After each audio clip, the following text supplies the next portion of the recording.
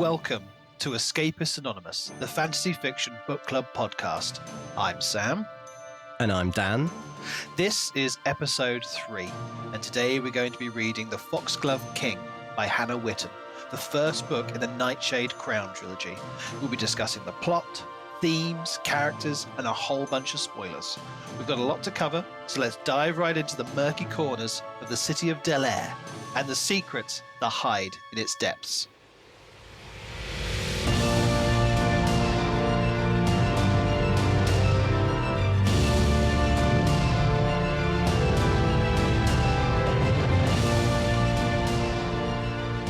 Okay, so a new episode and a new book. This time we are splitting the book, The Foxglove King, into 3 parts. So today it's chapters 1 to 13, and we will let you know at the end of the episode where you should read up to for the next episode in 2 weeks' time. So what we did for the previous book that we discussed to start with was to have a read of what the blurb says on the back of the book. So, Sam, do you want to do the honours? So, here's what the book says. In this gilded, gothic, and darkly romantic new epic fantasy series from the Sunday Times best-selling author Hannah Whitten, a young woman's secret power to raise the dead plunges her into the dangerous world of the Sainted King's royal court. Law has been living by her wits since she was a child, running poisons for the cartel that took her in, avoiding the attention of the law and keeping her affinity for death magic a secret. Because mortem is a rare and illicit commodity, and using it could mean death. When a job goes wrong, Law suddenly finds herself thrust into a lavish court where no one can be believed and even fewer can be trusted. There, Law must navigate an intricate web of politics, religion, and forbidden romance to solve a mystery more dangerous and twisted than she could even imagine. Pretty dramatic. I read it without reading that blurb, and now I'm reading that, and I see that they mentioned twice the romance element of it, and it suddenly changes my perspective of, like, you know, my much more innocent mind thinking of how Law interacts with the 2 young male characters. I'm like, oh, okay. I realize now where that's probably going to head, those 3 characters. Yeah, I also probably hadn't read the blurb before we picked it up. I think I thought it was about necromancy and stuff. So, I mean, there's so many skulls on this thing. You'd think it's the primary thing. But, you know, I like the cover, the color tones of this purple, green, and black. It's lovely. But I think because the nature of how we're going to be discussing these books is we have to go in as blind as possible. So we're going off titles, covers, someone randomly recommends it. I don't think it's ever going to be a good idea for us to read more into it than that. Yeah, and I'm not against romance. I hope it's not just about romance. I wouldn't expect a fantasy fiction book to be that one-dimensional. I'm sure there'll be lots of other things to focus our attention on as well as the romance, which hopefully will be very interesting. I'm kind of looking forward to having that aspect of it. It's not a kind of style of book I ever really read. You know, and I think that's really good. I think engaging with it on that level, you know, us saying, like, we're going to read whatever fantasy comes our way and we're going to experience so many different kinds. And I do feel that there's elements of this book that are quite different from the stuff I'd be drawn to. Yeah. On that basis, shall I give a quick overview of what's happened so far in the story up to the end of chapter 13? Yes. So, as we said, our story follows Law, who is a poison runner and a spy on behalf of her adoptive mothers, Val and Mari. Law has the ability to channel mortem, which is the magic of death. When a poison drop she is working goes wrong, Law channels mortem and brings a horse back to life, which is necromancy and is strictly forbidden. She's imprisoned by the Prescamore, who are monks of the church. Having been sold out by Val, rather than be punished for her crime, she's employed by the king to spy on his son, Bastian, and to help them investigate the mysterious deaths of an entire village that are taking place in the far reaches of the kingdom. She will pose as the cousin of one of the Prescamore, Gabriel, who also happens to be the heir to the fallen Duchy of Balgia. He will have to re-enter society having spent years as a Prescamore, but this is news to him and he's not happy about it. As they're introduced to the court, the Prince Bastian takes an immediate interest in Law, and under the orders of the king and the Priest Exalted, Law brings a dead child from one of the mysterious villages back to life to try and find out what happened. At the point where we've read up to, Bastian has taken Law to show her his new acquisition. It's the horse that she had previously brought back to life, and somehow, against what Law understands to be the rules of mortem channeling, it's still alive. Yeah, okay, that pretty much covers it well. I mean, it's a good cliffhanger for us to have reached. What did you think when you heard that bit? I think I'd totally forgotten about the horse. I'd just assumed with the horse thing it was a bit of a just demonstration of what she's capable of and a means to an end that is totally unrelated to the horse. But I do remember thinking, like, why she brought a horse back to life? Yeah. But obviously now we know what the purpose of that was. But I think that whole interaction where she's doing that necromancy and channeling mortem, I don't think it's been fully explained about how those powers work just yet and why you can't use them in certain ways and you can use them in other ways. I still have lots of questions about how mortem works. I still don't quite get it because we've seen that she can channel it and you have surges throughout the city that the Presque Moor have to deal with. But yeah, everyone's like, oh, she can use it to raise the dead. How unique, how different. It's literally the only thing we've seen anyone do. So for us, it's the standard thing. And there's a point in that bit where, John Paul, the guy who she's supposed to meet for the drop, he's about to be arrested and she has to try. She's like, oh, I need to try and save him. So she felt the mortem all around her and she was about to start channeling it. And so we were about to get a glimpse of what it was that she would usually use it for. Yeah. But then she doesn't. And she, all goes crazy and she raises the horse when they get stabbed. And so we haven't really seen anyone just go, this is the standard use of mortem. Yeah. We know that different people can kind of sense it and experience it on different levels in different ways. So, yeah, really interesting, actually, that it feels like we've jumped straight to potentially the most extreme use of that power. But these early parts of the book are supposed to kind of establish the mechanics. And we've seen some elements of that. But I still feel like the bits that got picked up on were a bit strange. So, we're learning about mortem and we're learning about how it kind of comes out of the ground of the city because you've got Nyxara, the buried goddess, beneath the city.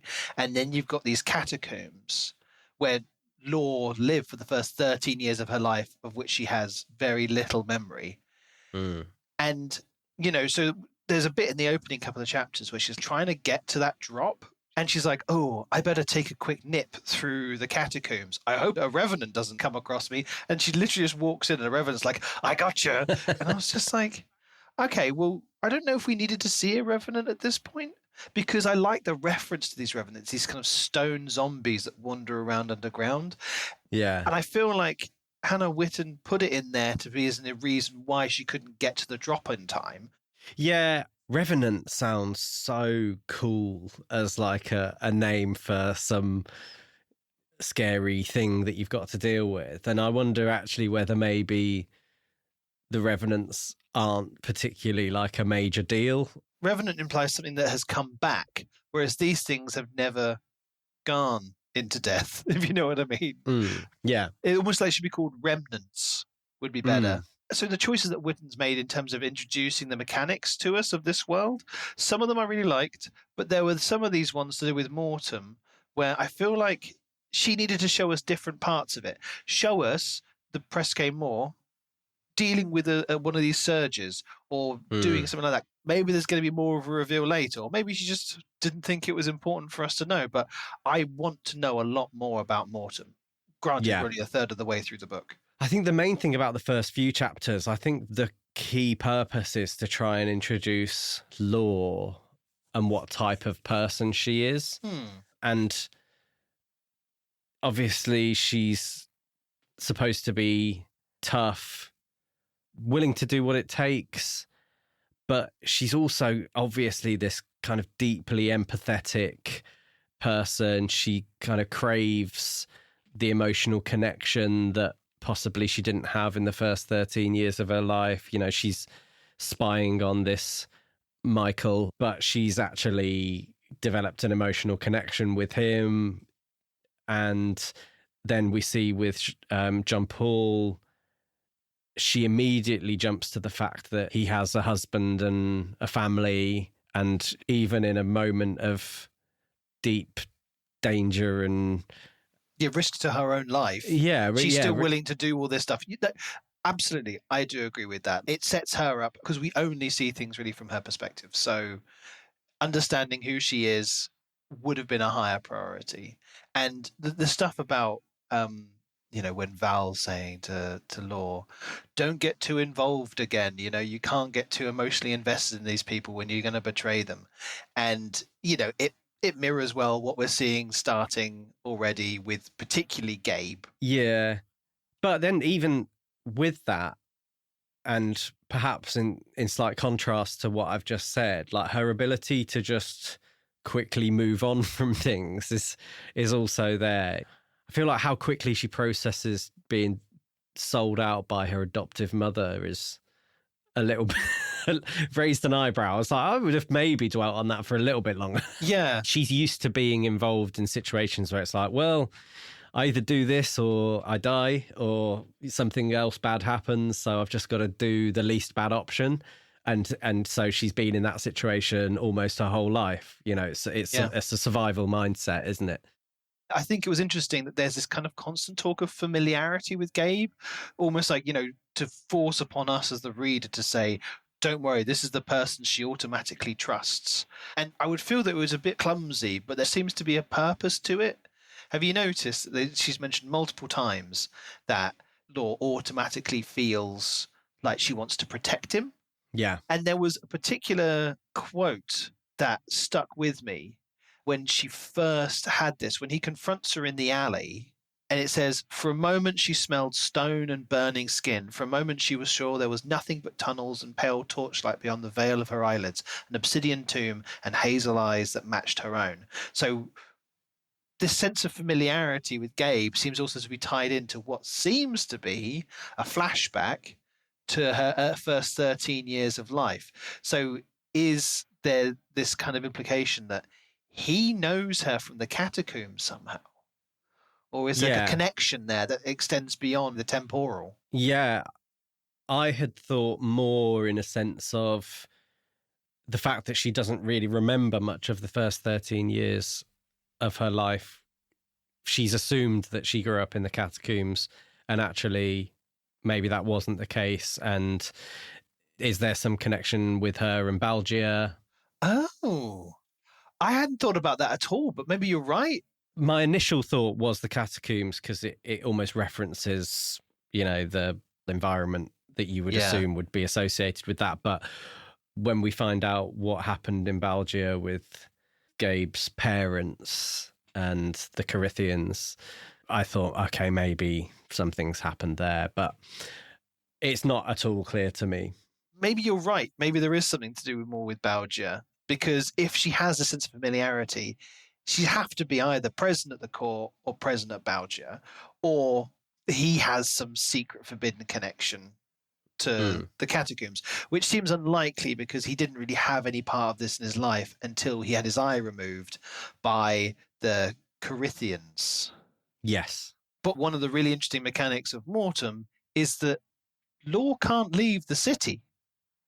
She's tied to the city because of the magic. It's like keeping her alive, I guess. Yeah. I'd kind of forgotten that.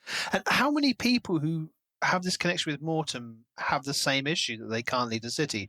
Is this a commonly accepted thing? Is it just her? Because Gabe's been out in some provincial... Oh, Northreach or whatever it was. Yeah. Yeah, the place where he goes to study. I for some reason, I thought that was at the very north of the city.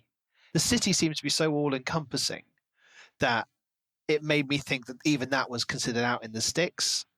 Maybe. I mean, the city itself is really interesting. As I mentioned, it's kind of like, it's French, it's European, but it's all based on a nice grid layout system. It's all structured around you've got the citadel, and then you've got that massive, and I pictured it as a wall going all the way around the citadel, but it's also like, it's a full castle thing, the church, as it's called, that surrounds them.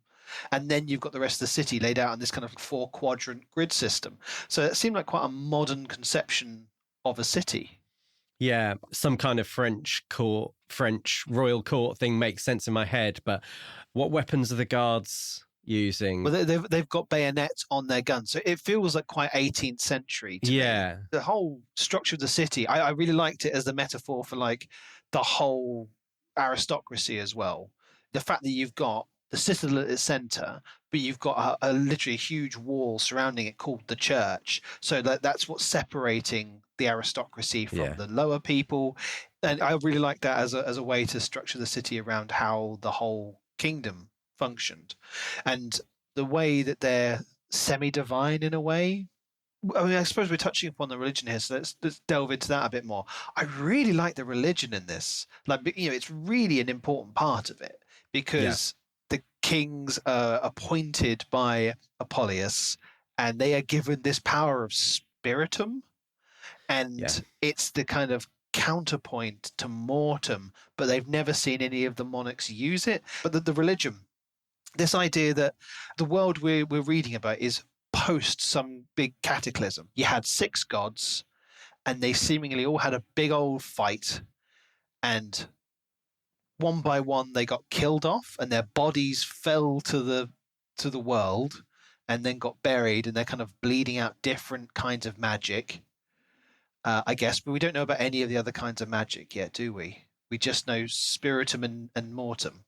And I think there's this sense that mortem is the magic that is easiest to access, whether it's due to the geography of the city and where particular gods are.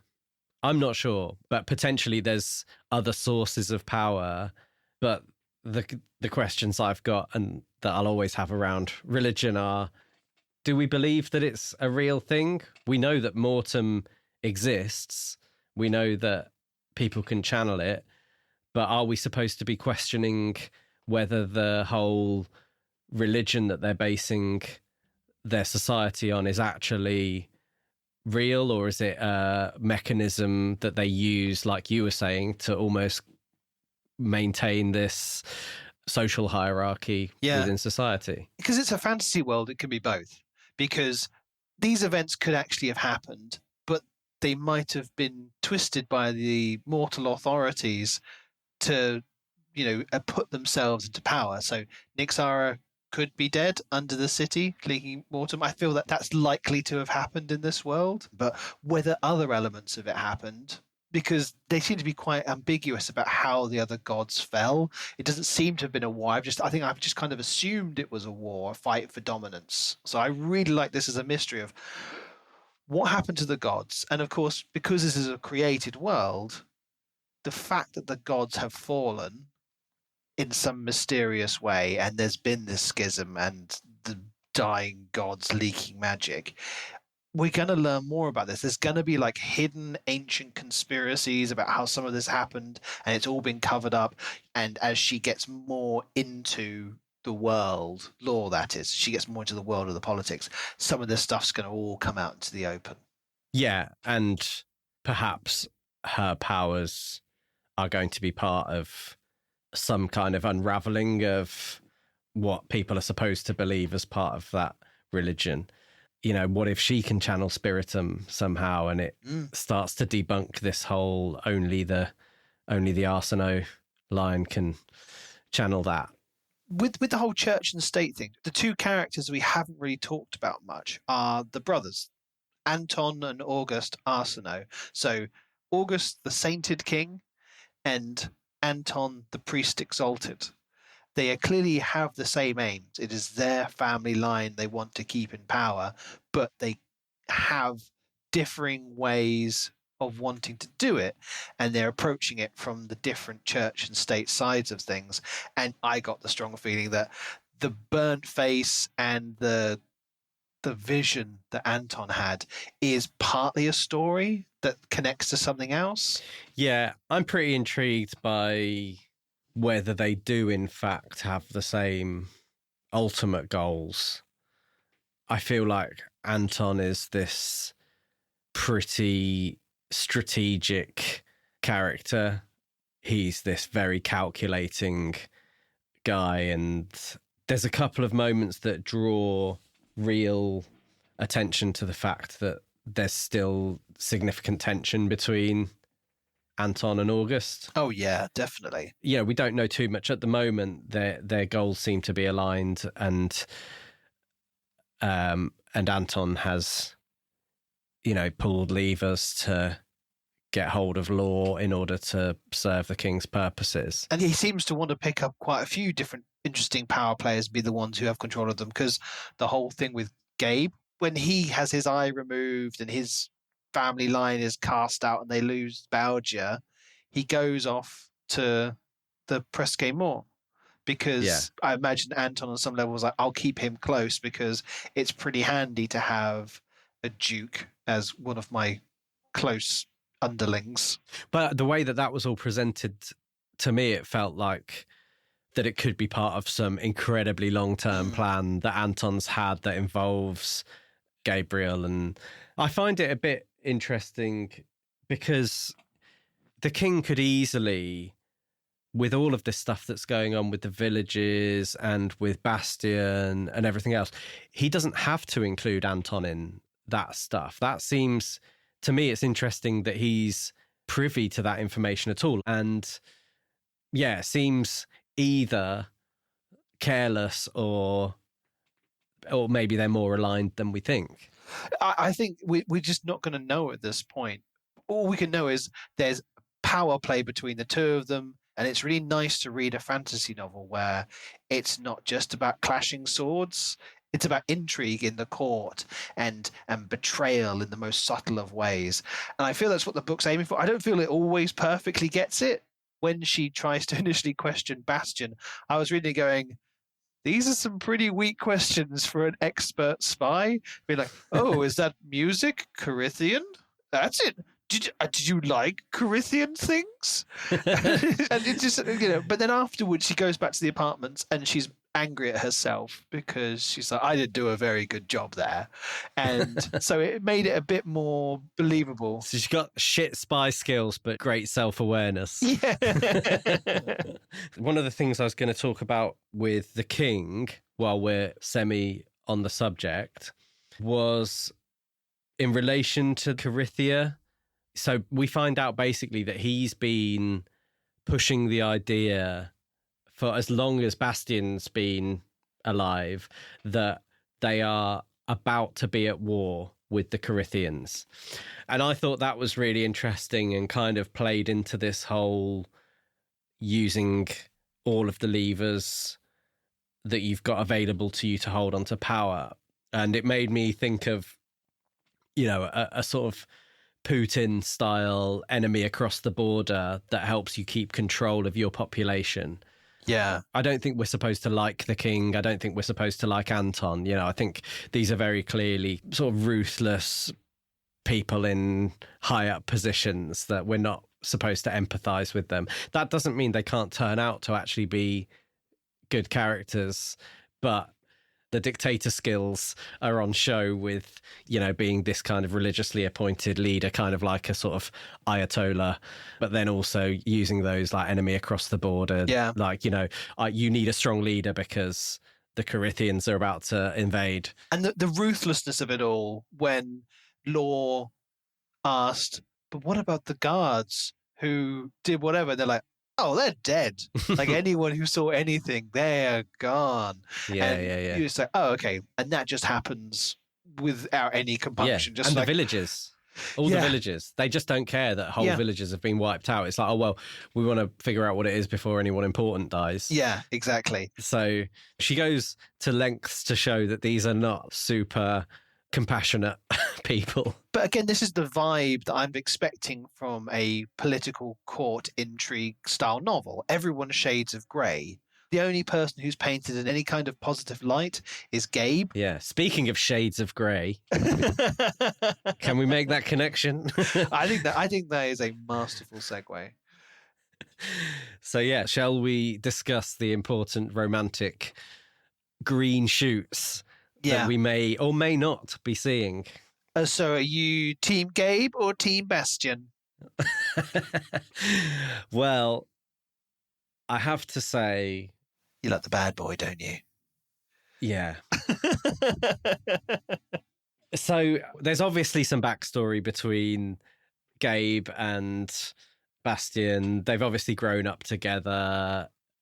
I think we're supposed to be a little bit off balance about what we think about Bastion at this stage, but that conversation that Law has with him, I think she's surprised by how astute he is and how switched on, and she can see that there's a mind at work. Yeah, I think the way August portrayed his own son was he's a party boy who doesn't even want to be king anyway. And we're automatically, like, very early on with the scenes involving Bastion, you pick up that there is an element of misapprehension from his own father. And I think he's playing up to that, isn't he? He's taking advantage of the fact that that's his image and saying, well, I'm going to use that to just have as good a time as I possibly can. But he's obviously a sort of hedonistic type, and he likes the women, and he's devastatingly handsome. And oh, isn't everybody?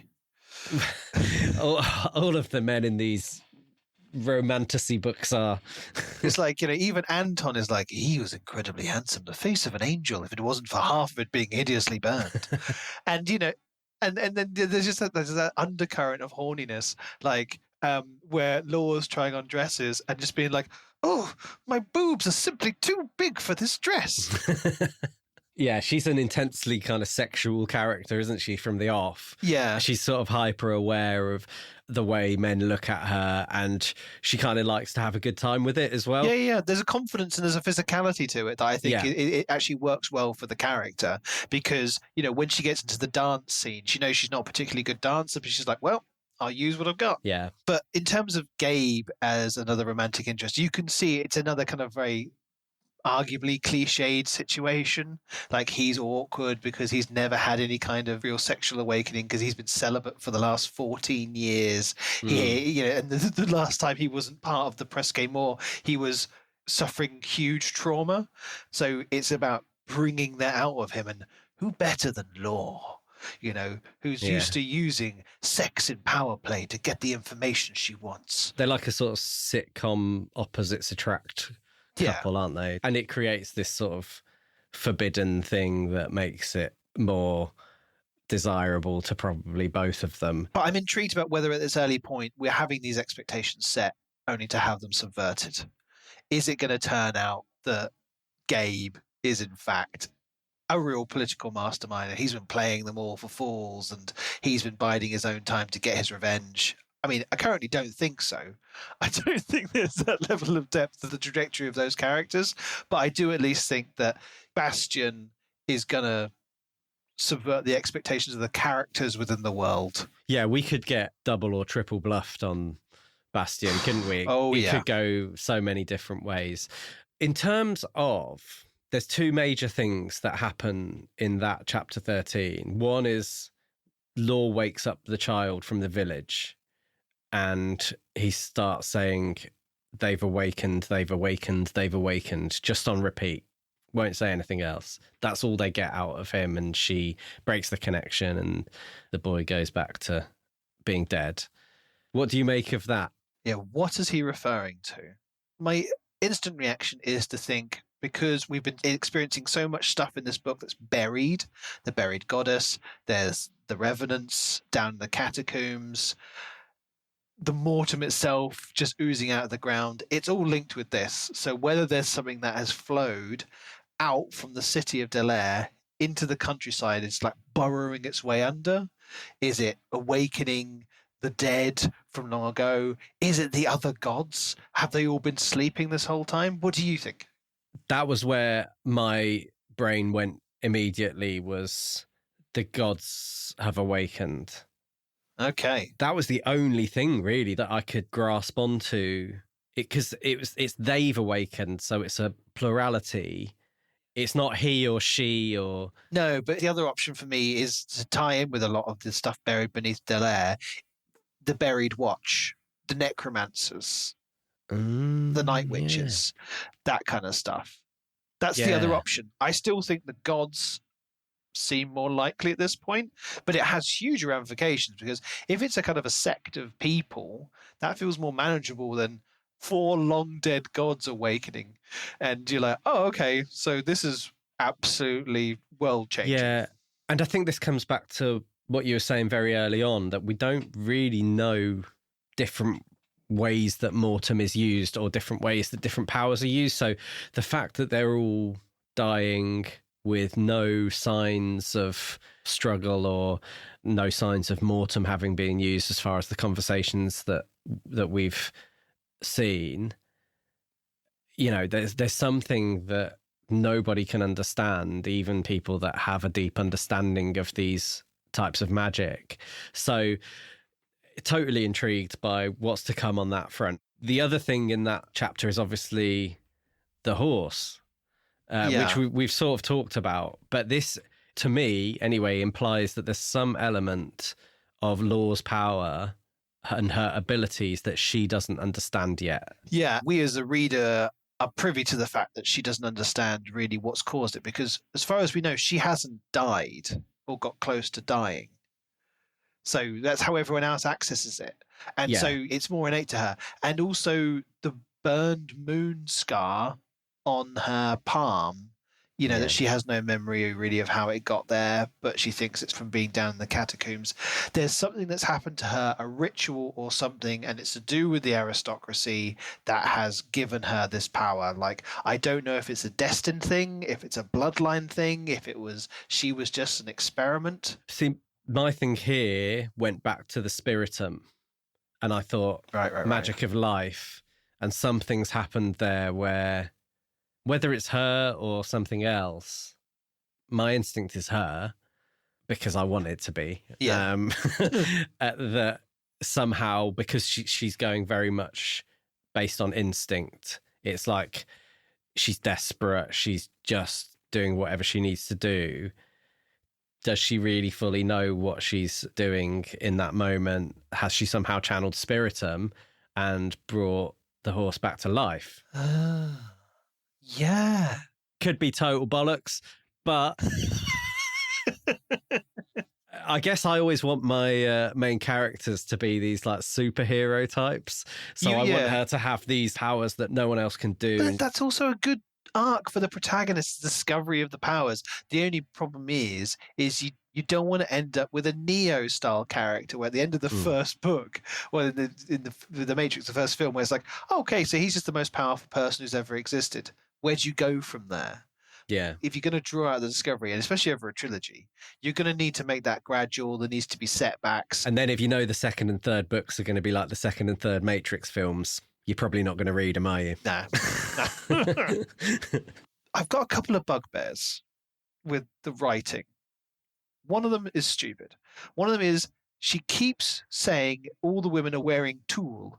So there's, she was wearing a large, froofy purple tulle dress. The tulle swirling around the ballroom. It's like, can people wear things that isn't just tulle, please? It's like her one go-to word for expensive dress. And also, one that's a bit more of an actual legitimate critique is there are occasionally little bits where I don't think Hannah Whitten has really thought about what knowledge Law would have, because of course it's all been written in third person, so we are viewing it external to Law, but there are points where you're giving us a bit of knowledge that she doesn't have, and that feels a bit odd. Like there was one that really stuck to my mind when at the masquerade ball she looks over at Gabe and Gabe rolls his eyes, and it's like she wanted to send off an expression of like, well, what do you expect me to do? But she ended up just giving off a look that made it look like she was nauseous. It's like, well, whose perspective are we viewing that from? Because she's trying to go for a certain look, but she's coming off as looking nauseous. But you don't phrase it like Law thought she probably just came off as looking nauseous. It was an opinion of like, are we hearing this from Gabe's perspective? And it's a small thing, because really what she is saying is Law's thinking, I came off looking as nauseous, but that's not how she's written it. And so I just feel there's a kind of clumsiness to the way she writes it that means that she's not always consistent with the way that she's writing the third person. Yeah, it's where like writing from the first person makes that a lot easier, because then you know when it doesn't sound right. But if Laura stood in front of Gabe when something's happening, she can't get drawn into saying how he's reacting to something because she won't be able to see it. And so the continuity needs to be like really, really precise on that. So yeah, I'll pay more attention to that because I hadn't noticed it. You always get those moments of cognitive dissonance where just the things you're reading and the way you understand how they should be don't line up. Yeah. But this is the role that really editors play, isn't it? I would guess, having never written a book, but I would think that, you know, it's a huge undertaking to write a trilogy, and this book's 450 or so pages long. So you've got a lot of writing in there, and you want to have like a process where you've got someone maybe like you that's going to read it and be like, this bit, it didn't make sense to me because who thinks that she looks nauseous? Yeah, it is. It's just tweak these sentences to clarify them. Yeah. Just understand how you need to write that sentence in order to be coherent with the perspective that you're giving us as a writer. Yeah. So, Dan, have you got any more kind of open questions that we haven't covered yet that you want to just discuss before we wrap up? Yes. Corythia. When are we going to find out about Corythia? When are we going to meet Jax? How does he link into where this story's going? Yeah. Is he a world completely without magic? Because if you've got Nyxara is the source of the magic, do they have access to it? Is that why they're invading? It seems like this expansionist empire, is he just trying to get hold of the Mortem? Is that what he wants? I don't think he's going to come in until the next book, personally. I feel that the end of this book is going to be, it's war, and then the war will be taking place, and if we're still following law or whatever's happened and she's still trapped in the city, it's going to be still within the court. She can't go anywhere. And it's, you know, maybe Bastion, who's king by then, is off fighting on the front line, sending back deliciously erotic letters to law or something like that. What about you? Any questions that are on the top of your head? I do. What was the thing that Anton carved into Bastion's hand at the consecration? Because he pulled out the knife and everyone was like, oh, he's really getting into the theatre of all of this. And then at the masquerade ball, Bastion is wearing leather gloves. And it's a little side because Law's just thinking, oh, I'm so glad he can't feel how clammy my hands are because he's wearing leather gloves. And we also know that Law's got this scar on her palm as well. Yeah, exactly. Is it a matching one? Or does it tell us something about what happened to Law and how she got her scar? Exactly. So that's all very, very coincidental. If Anton was just like, you know what?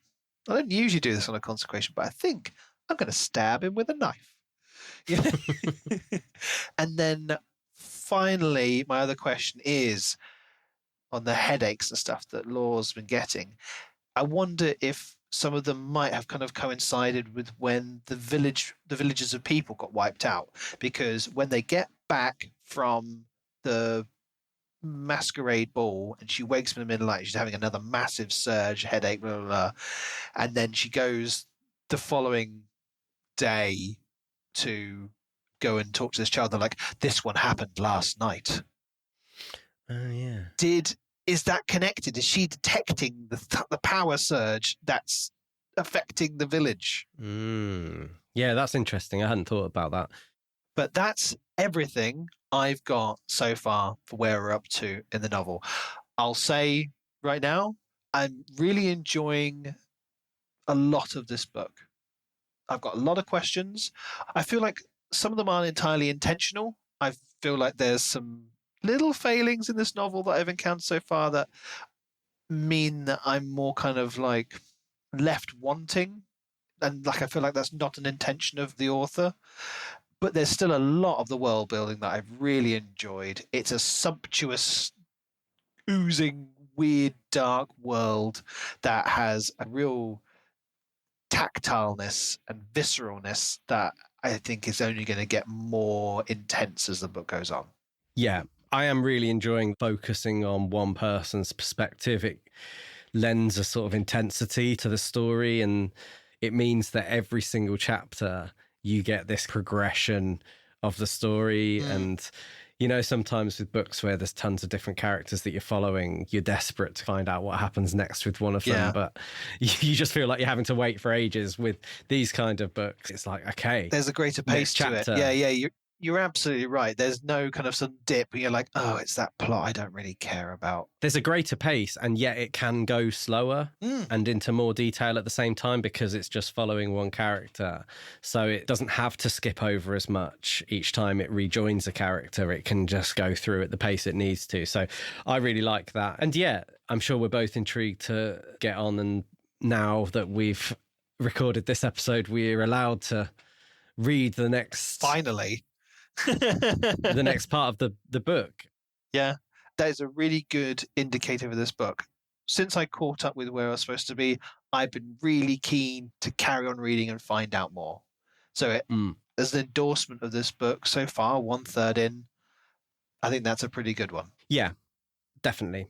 So if you're reading along with us, the next section of the book you need to read is from chapter 14 through to the end of chapter 28. And that's where we'll pick up in the next episode. If you want to get involved in the conversation, if you want to give us your thoughts on the Foxglove King and where we've read up to so far, make sure you're following us on social media. We're at Escapists Anonymous Pod on all social media platforms. Leave us a comment. Let us know whether you've enjoyed the episode, whether you think all of our theories and our ideas are genius or stupid. We're totally open. We want this to be a conversation that involves you as well. Yeah, please get involved. I can't wait to hear about all of your thoughts. And if you're listening to this years later, please still get in touch. We'd love to hear about them. But for now, like us, leave us a review, give us a rating on wherever you get your podcasts. But we'll be back in 2 weeks' time with the next section of the Foxglove King. And it's goodbye from me. And goodbye from me.